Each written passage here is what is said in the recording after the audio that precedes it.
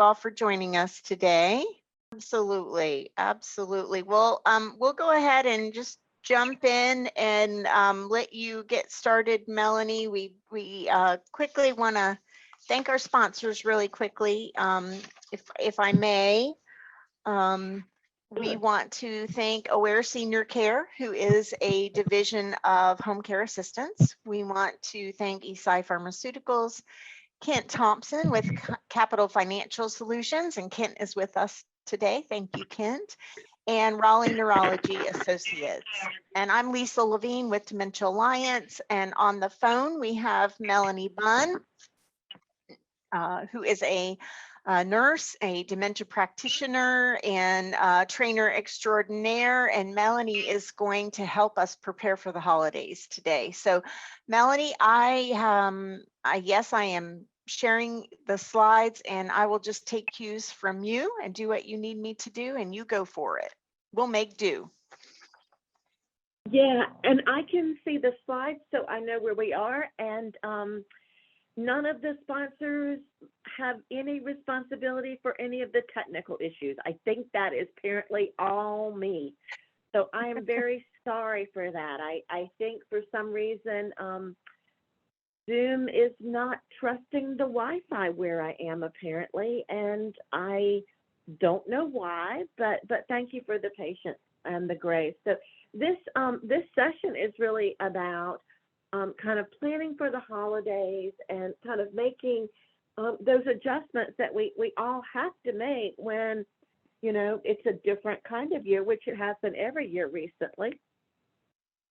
So we're going to I appreciate those of you who sent in questions ahead of time. Those were wonderful questions, and we'll go back and look at those specifically if we need to, or the people who are here can ask their own specific questions. But I kind of wanted to give us a place to get started. And I started with thinking about the idea of who needs what.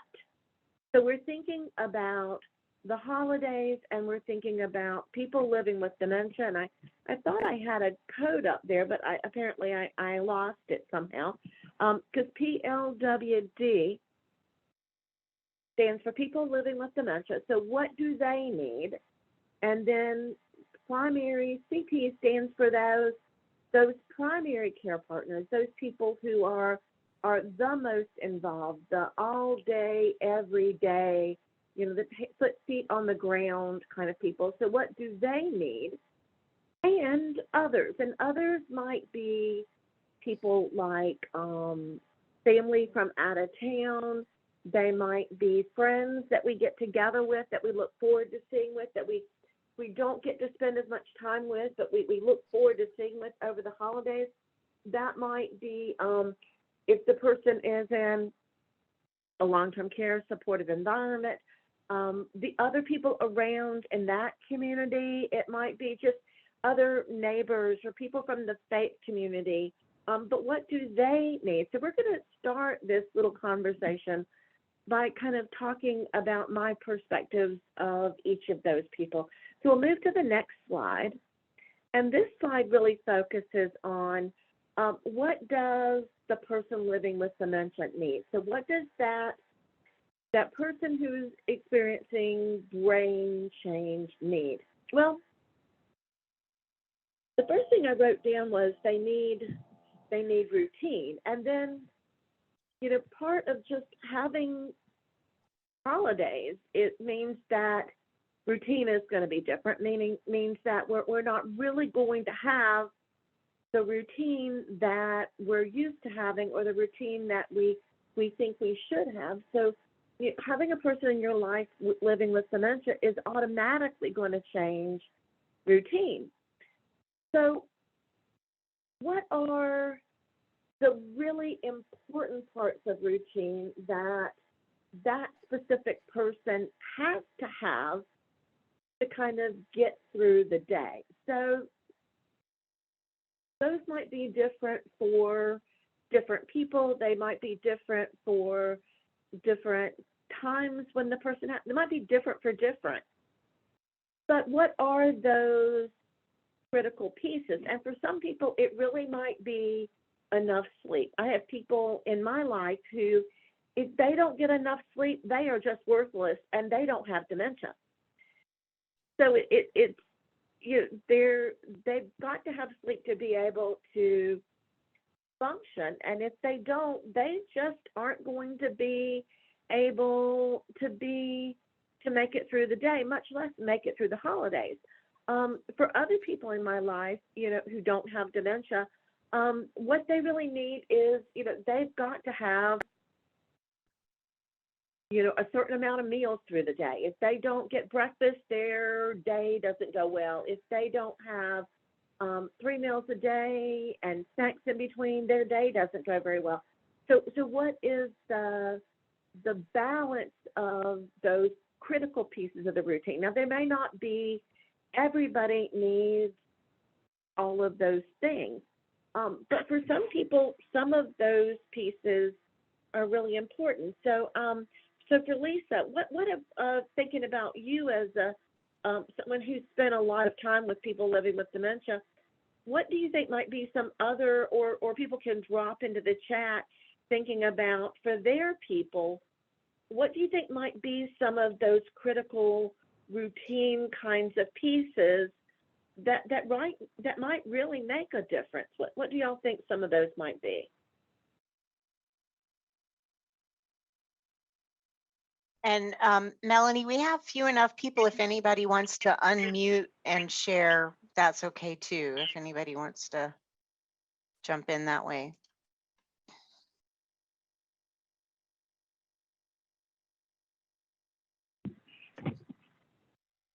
Well, I So to know get for a them lot started, of. Go ahead. No, you go ahead. I was just going to give Rita said the people around them, having certain people around them. So that could be a really critical piece of the routine, that I need my spouse, or I need my partner, or I need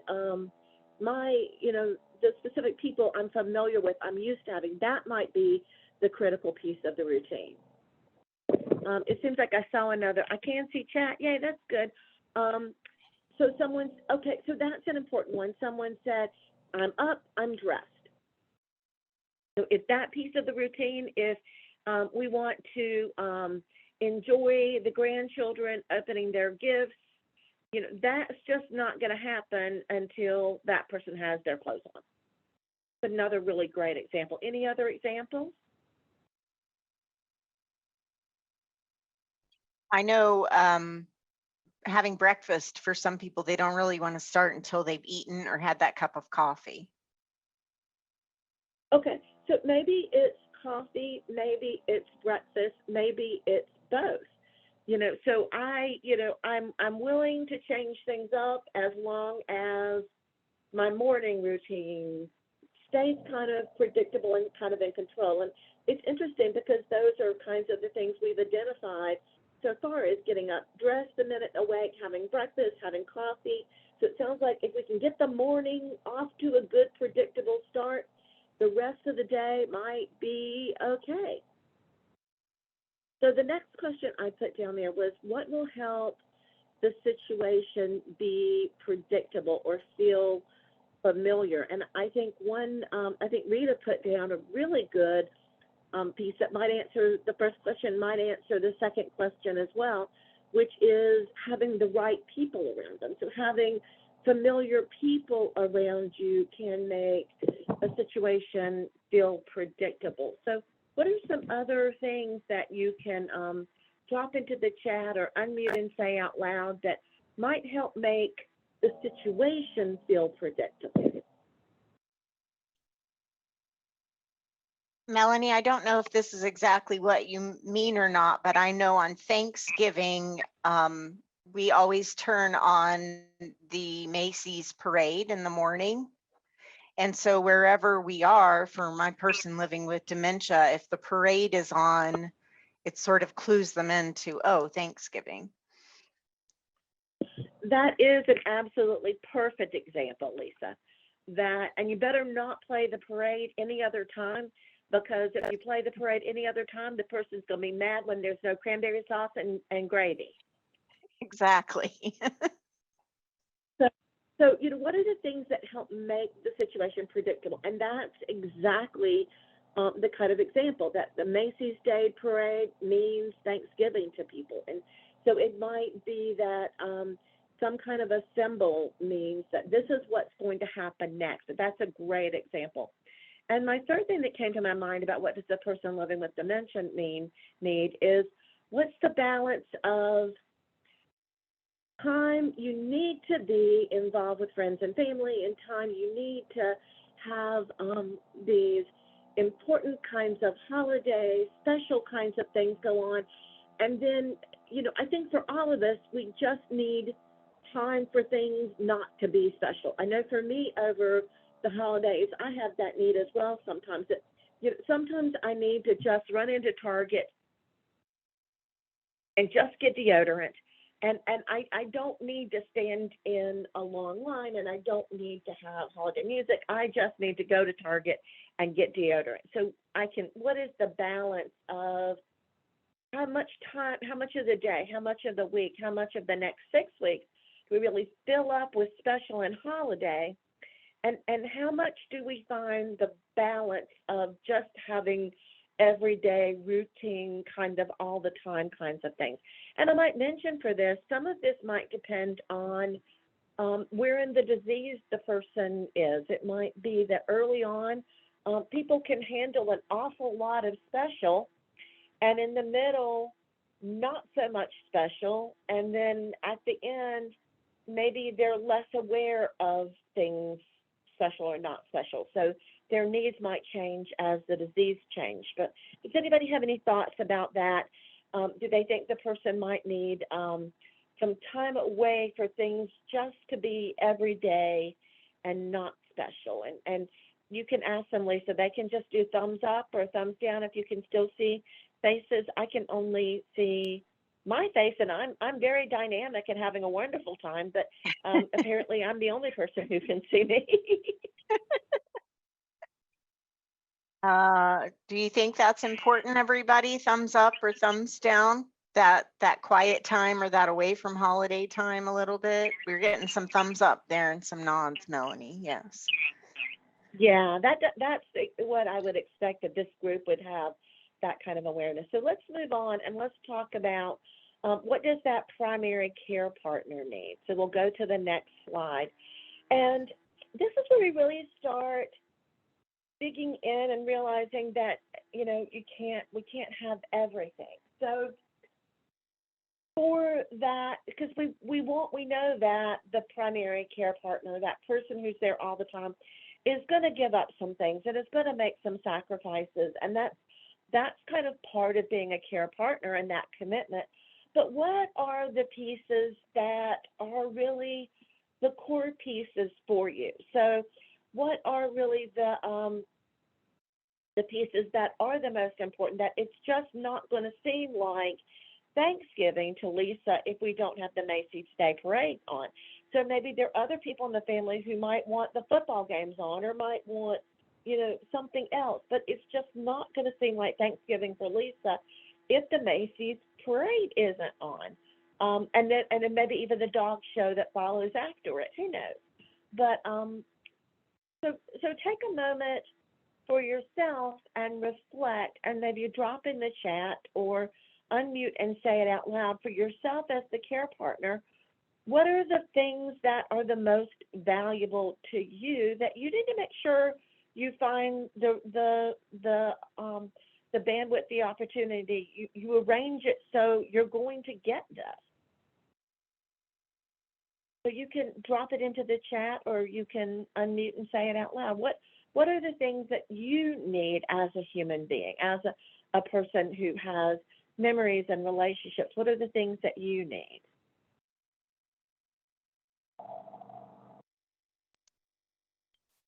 We've got a quiet bunch today.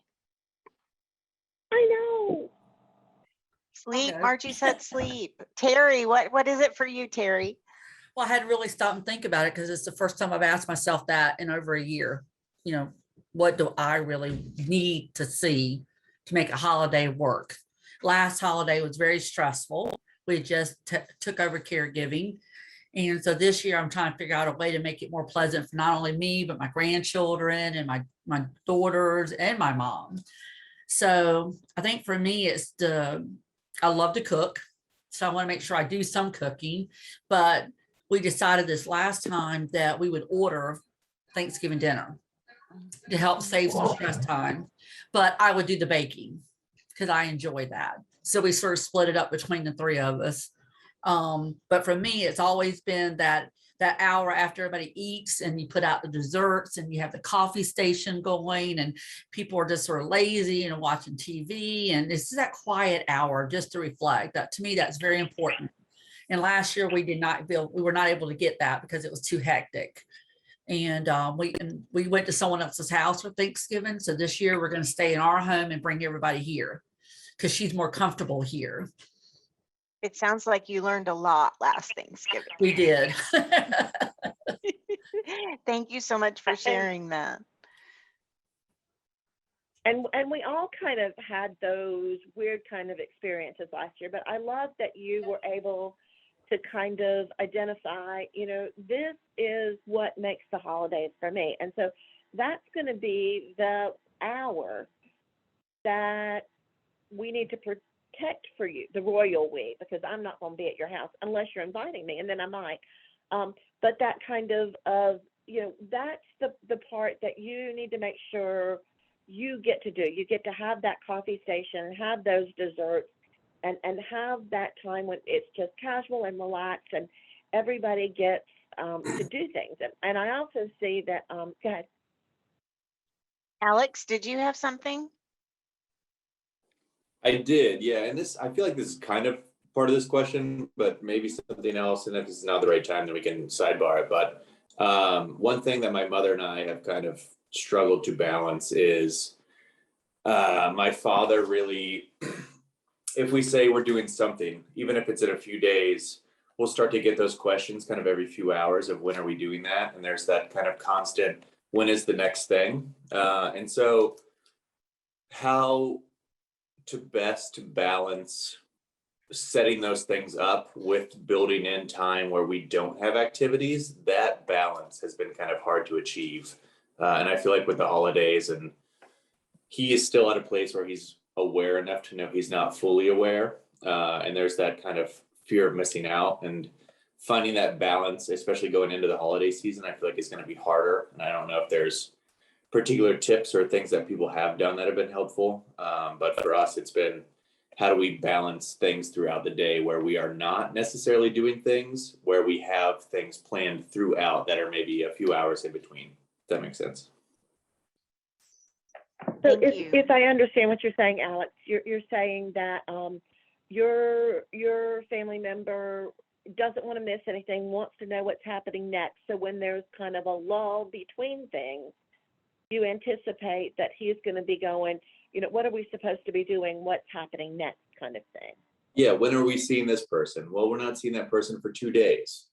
But if we've mentioned that it's going to be happening, it's that constant drive to see and do the next thing. And that kind of quiet time is not necessarily appreciated for that individual as much, because he does not want to miss anything, which makes sense. But building in that kind of, he does do artwork. He loves art, went to school for it, but we can only do that so much. And if there are useful things for us to build in throughout the day that are kind of more helpful, where we can all kind of relax and take a moment, that I feel like in the holidays is the hardest time for us to kind of hit that balance. Yeah, and they really are for a lot of people. So, so what it sounds like you're saying is telling him ahead of time makes him anticipate it, but not necessarily in a positive way. So Correct. maybe would he be okay just letting things kind of happen as they happen, or does he need a plan? He's always, I would say, he wants to make sure that there is a plan, but as long as family is involved, we are blessed in that situation where if family is involved, he's a very happy man. But Yeah. still having a pre-plan, and if we cannot be there, if I can't be there to help her, my brother, then if it's just my mother, it's just obviously an abundance of stress for one individual. Yeah, it is a lot. And so one thing to think about is consider using words like next and after.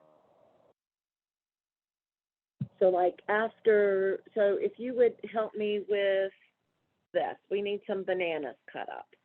And after that, then the next thing is going to happen. So that kind of idea of next and after, because part of the challenge for people living with dementia is they kind of have now and not now. And so if it's now, I'm experiencing it, and if it's not now, I'm trying to figure out when it is because it's not now. Mhm. And so holding on to time and that kind of thing gets really complicated for people. Is that kind of something to think about? Oh yeah, for sure. Yeah, thank you. So this is your dad, is he a list maker or a calendar person or a timer person or anything like that? Yeah, so I went down and helped them sell their house. So, every day I would write down a list of what we were doing so that he could reference that. And that was very helpful for him, for all of us. But, for him to just be able to check and say, I do know what we're doing today, and I know kind of what to expect without those kind of, I forgot, I know that is very helpful. So we do have a whiteboard that I'm going to be bringing down where I can make kind of a plan for the day. Yeah, so that sounds good. So, and it might be that a way you and your brother can support is kind of, sending a calendar for the day so your mom doesn't have to do it. And it can be, put with a magnet up on the whiteboard or, the ways around those kinds of things. So it sounds like you've got a good idea. But Yeah. the idea of making it okay for him that it's not now is going to be really hard. Yes. His brain is in that way, yeah. So I saw a couple of things in the chat. I saw that Margie says sleep, and sleep is, getting up all night, every night is wearing and it's exhausting. And so, maybe we need to try to figure out some ways to figure out not getting it so up much through the bathroom or someone else to do part of that. And I applaud your kind of not doing the turkey this year. Good job for you. Or what are y'all doing instead, Margie? Maybe you can drop in the chat. Are y'all going to a restaurant, or is somebody else doing it, or are you doing takeout, or hopefully you figured out something like that, because it's hard to get nighttime caregivers, and it's hard to be the hostess with the mostest when you're not sleeping through the night. Yeah, that's exactly right. My daughter was happy, to take over the turkey duty. She's going to slice that up at her house, and they're in a town that's about an hour away. So she's going to bring that, and I'm going to make the stuffing. Like I got some chicken, or not, turkey thighs, and made chicken stock or turkey stock in order to use for the stuffing.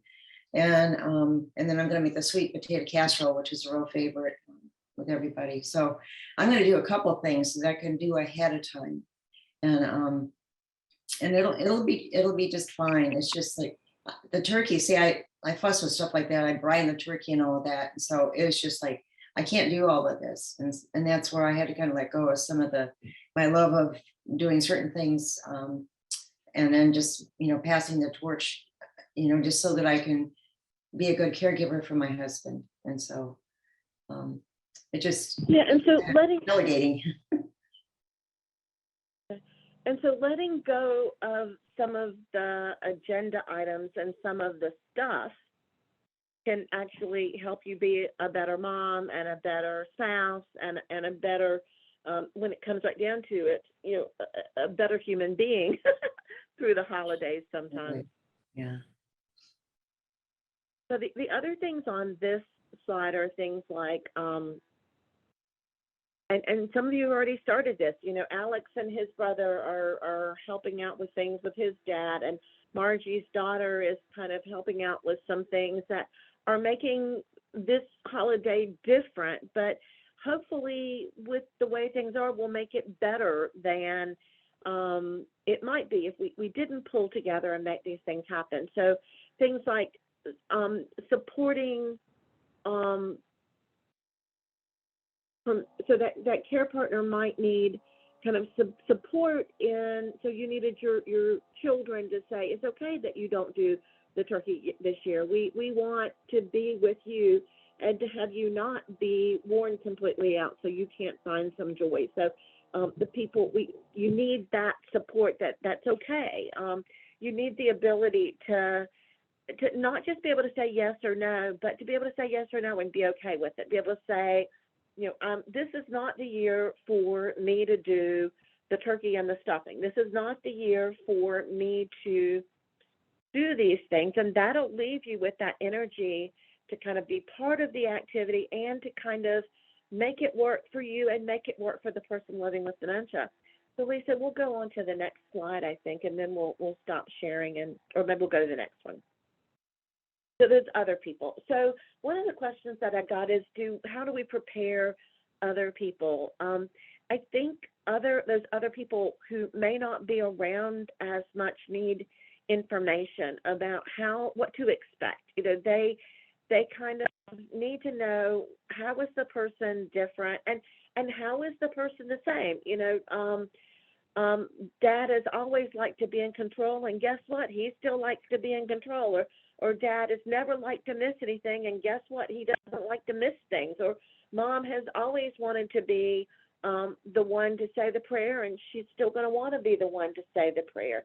So they need that information of how things are the same and different, and what to kind of watch for when, you know, this is kind of a sign that things are going to get more complicated. They need skills of how to connect and communicate. What kind of topics can the person talk about forever, and how not to kind of emphasize things that aren't strengths. They need welcome to be included and limits of what they can do, and they need the information, the support, the skills to be able to see it from the perspectives of other people who are involved. So we'll go to the next slide, Lisa, and then we'll stop sharing. I just want to kind of everybody needs time to celebrate and time to grieve, because this year is different. You know, even without dementia, this year is different because, you know, we're still dealing with COVID. We're still dealing with travel issues. We're still dealing with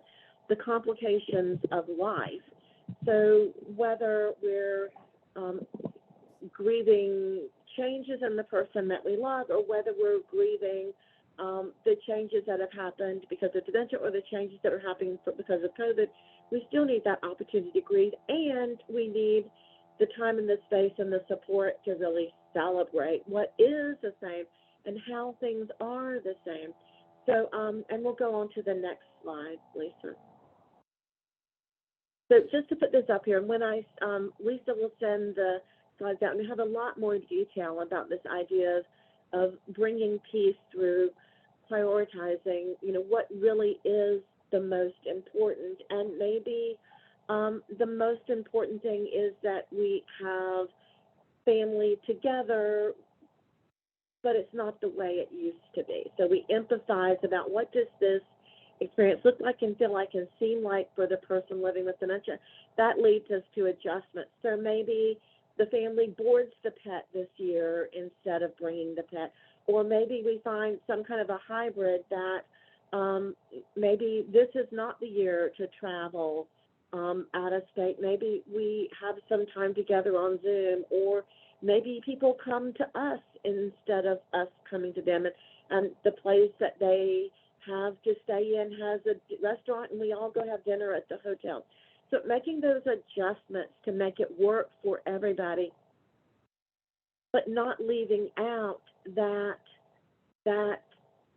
time to capture those important memories and things that we're if we don't hear those stories this year, we might not hear them. So finding that time for really celebrating those stories, for really sharing and videoing the person telling who this ornament came from, or why the very first time they remember watching the Macy's Day Parade, and then finally that last P of making a space where we can really enjoy being together, enjoy each other, enjoy what the holidays mean in a way that makes it different. Yes, different, but different doesn't mean it's bad.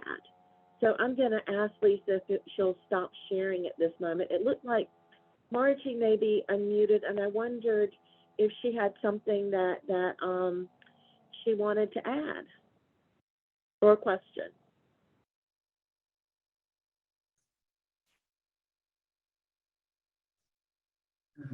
Hi, Margie. Yeah, I don't have anything else. I mean, these are all good things to talk about.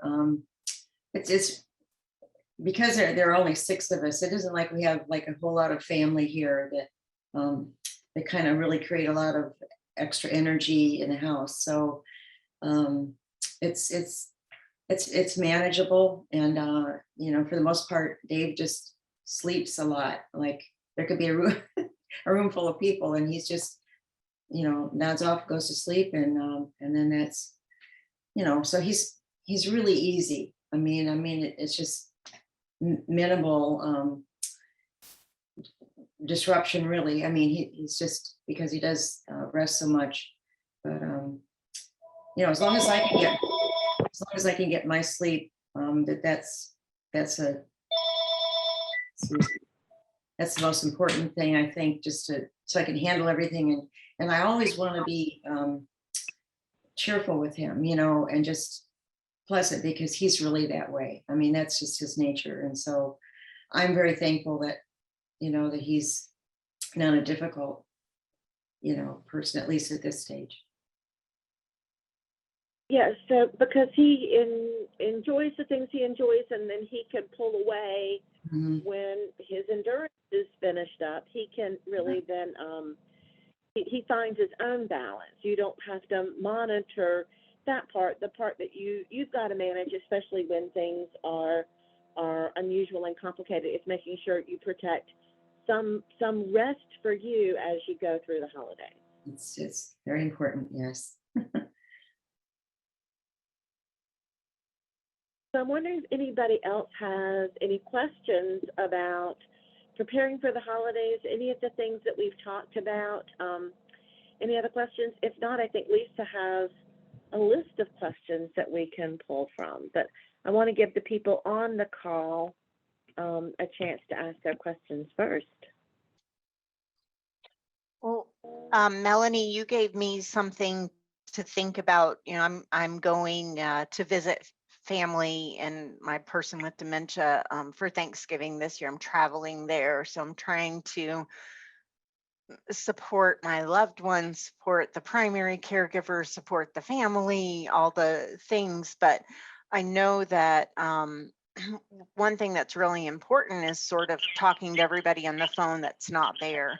And so you made me think of maybe setting up a time where people could Zoom and he could actually see them and talk to them, and have a moment where he's like with them. And maybe we could set up a time of day that we know works really well for him. And that way we're not having everybody come to the house, but we have a designated time that works well for him for people to visit. So thank you for that idea. Yeah, and those Zoom visits can actually be really meaningful. So we can, but one of the challenges we have with Zoom visits, one of the mistakes we make sometimes is often for those Zoom visits, we want to do what we're doing on this Zoom call, which is talk. And sometimes, yay, talking is great, but sometimes there might be other things that we might do on a Zoom call that might make it more meaning, or a different kind of meaning. So maybe we all have our coffee, maybe we all have our pie, and so we sit there and we have our pie and we have our coffee, and we spend dessert time together, or maybe we find a book that we read together. So we read something that we can share the screen, we can look at the pictures together, we can look at the verses together. So maybe we read a story together, or maybe we play a YouTube video of, that over the river and through over the river and through the woods. I'm not going to sing because that'll make Mary G hang up, because she knows how badly I sing. But maybe we play a YouTube video that's got some music that's meaningful to our person, or maybe we do a tic-tac-toe game that we can do all together, or maybe we bring up a scrapbook and we look at that together. So that Zoom time has some activities attached to it, and not just the words that we're using. So not just not just talking and waiting for somebody to talk, but really having something that we're doing. The other thing that can make a difference, and this is not an absolute, this is a play around with it and figure it out. I'm just going to ask y'all to drop into the chat. How many of you have your view on your screen, so it looks like the Brady Bunch? We're so far ahead of their times, that they actually it looked like they were zooming way, way back before anybody else was zooming. But how many of you have your view up in a Zoom, a Brady Bunch kind of look?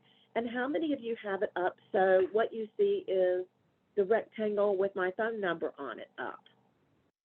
So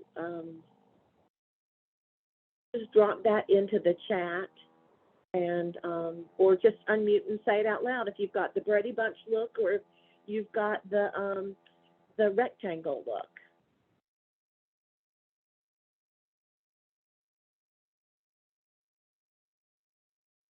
So, and I'm kind of watching the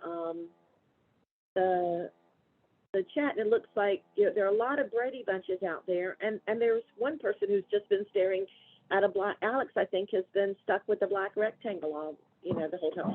People prefer different things, and so some people really like this view of seeing everybody and watching what everybody's doing, how everybody's responding, and facial expressions and stuff like that. Some people living with dementia like that as well.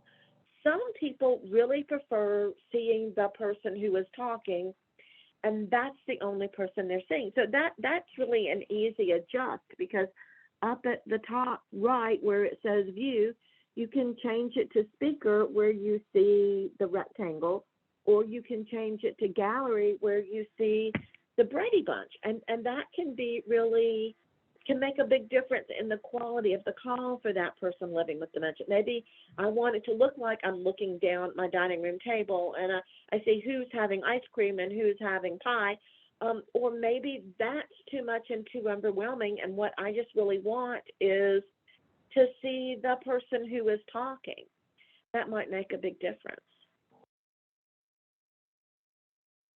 So what other questions or comments or thoughts are people having?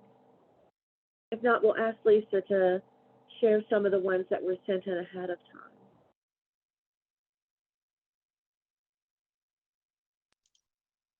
And feel free to unmute if you have something you'd like to share or add. You can, if you click on your top right of your picture, you'll see a little button that says mute and unmute, or the bottom left of your screen. So we know a couple of people. We know Margie can unmute, and Terry can unmute, and Alex Terry can unmute. So we know Yeah, Melanie, Terry's ready to share a little. Go ahead, Terry. Thank you. I think one of the most difficult things we've run into in the last few months is my mom does really well when everyone first gets together, but it only lasts about, at least lasts an hour. And so each time we get together, it's shorter before she has like a temper tantrum or explosion where she can't handle the family gathering. And so we're trying to say, well, let's just take a break. Let's walk outside, or let's go to your bedroom and figure out, what you want to do. And I didn't know if anybody else had suggestions or found other ways that help them to stay more, I guess, calmer or connected during a family gathering. That's a really great question. So I will open up to everybody. And has anybody had that kind of a similar issue with endurance with that person getting distressed and wanting these people to leave? Not recognizing them. So, we've had talks with lots of family members about, we had dementia at the at advanced level, but we had a stroke. So now there's no memory, and it was very sudden. It wasn't a gradual decrease, but it still hurts, so we've been trying to talk to each family member to let them know, when you get on the phone or you walk in, there's a point where she's not going to recognize you, or she's going to ask who you are, or she's going to be very upset and think you're someone else, and she's going to ask you to leave. And you've got to give love during that point, not anger. But we've just been trying to figure out different ways to maybe help her adapt to more people coming through, since it is the holidays. Alex, So did does you it want to seem share something with that? Sorry, Melanie. Yeah, Oh, please. my father is not quite at the same point, but I found that a lot of his memories are tied to music. And so music is kind of an anchor that we have found helpful in our household, especially even songs that we would often listen to together, or things like that, or memory even kind of being just a grounding point. And then just any kind of quick walk outside has been helpful for him. If we can kind of like have music going, not too much stimuli, because that will be too much. There's too many people in the house and music at the same time. That's too much. But if I have a song going that's kind of reminiscent of something that he used to listen to with someone, and that person's in the room, that has been helpful for us. Wow, that's good. Okay. So that's a great strategy, that having kind of that music almost as, it sounds like a buffer or something. So it's kind of like that buffer in the background that kind of gives smooths everything out. So that's a great idea. Any other ideas you're seeing, Lisa? People looking like they've got something to add or to share? No? I will say that we tried something different this week. My daughter came up with sensory boxes, like you would do for childcare, younger people. But so their school was out. She came over to all three little ones under the age of 8. We were going to test it. And she brought the sensory boxes, and my mother, to give the kids something to do, but my mom really enjoyed it. Like, she opened up one and played with the sand and the toys and just really focused on that. And we thought, well, that's really neat. So we went back and bought a whole bunch of different things. And I just walked through to check on her real quick while, and she was at the table. We bought these suction cup things that stick on the table. And so my daughter's having a conversation with my brother, and she's over there playing with the toys. She's not as agitated trying to keep up with the conversation. I think feels like she's just enjoying the conversation. Does that make sense? So that was something new we tried today, and it's working. Beautiful. So kind of, it's similar to the music of giving her brain something to do that's predictable, that makes sense, instead of trying to keep up with 3 children under the age of 8, which would, be hard for lots of people. Yeah. So I love that idea. I think that's a lot of sense to have some supportive, positive things for her to engage with. It brings her attention, instead of being scattered trying to keep up with all this other stuff. It gives her something more. It makes her world smaller in a good way. Yeah. And somebody had recommended a while back to give her her own table to decorate. So she has a table that sits by her favorite seat. She's got 3 boxes underneath it, and she of flowers and whatnots and, rocks and anything she loved. And she'll just pull them out of the box, put them on the table. She puts other stuff back in the box. And that gives us that 10 or 15 minutes just to sit down and sort of rest. She loves that. That's still really working well, even though we've had the stroke and we hadn't had any physical damage, but the mental capacity changed. So, but she still seems to enjoy that. So those are just some of the little things that we figured out. And I love that. And it kind of what Mary D says of something she can do without having to follow a conversation. So it gets back to this idea of paying attention to preserved strengths instead of always thinking about losses. So when conversation, especially conversation from several people at the same time, maybe multiple conversations, is something that isn't working for her, then having this other sensory experience that does work from her helps her be able to be there and find some joy in it. I love that. That's a great suggestion. So y'all are making some really good notices and some really good observations. So thank you. And Melanie, this is Lisa. I would say too that, sometimes when somebody comes in, if they can interact through the activity the person is doing, instead of trying to have the conversation and reminding them who you are and all of that, if they can just come in and interact, whether it be setting her table or even working the suction cups along with her, if she's okay with that. Sometimes you can have that connection with that person by sort of entering whatever they're doing instead of expecting them to come into your conversation. I love that, Lisa. That's a great way to kind of pull it together as making it, a shared experience that's not limited to language. That's not limited to words. So I think that's a fantastic recommendation and suggestion. Does anybody else have any other questions for Melanie? We're almost at our time. I want to make sure we address what everybody wants and needs today. And we know Lisa's got the PowerPoint, so she'll be able to send it out. She won't have to wait for me to send it to her. I am going to send everybody the PowerPoint. We have a handout with Melanie's piece for the holidays information that she shared within the handout. So I'll send that to you as well. And I'm also going to send you a document that talks about some activity box ideas, so that if you are interested in creating something for your person, we've got some suggested ideas for you with that. And I did want to remind everybody, we have a 3-part session coming up with Melanie in December. It's hands-on helping, where we're going to talk more about how to do day in and day out kind of things with your loved one. And then we have another session coming up December 9th with Kent, actually. Thank you, Kent. And we're going to talk about sort of the things, if you don't usually visit your person, and signs to look for there might be an issue or a problem if you haven't seen them in a little while during the holidays. So we've got some more. I'll send you all of that information.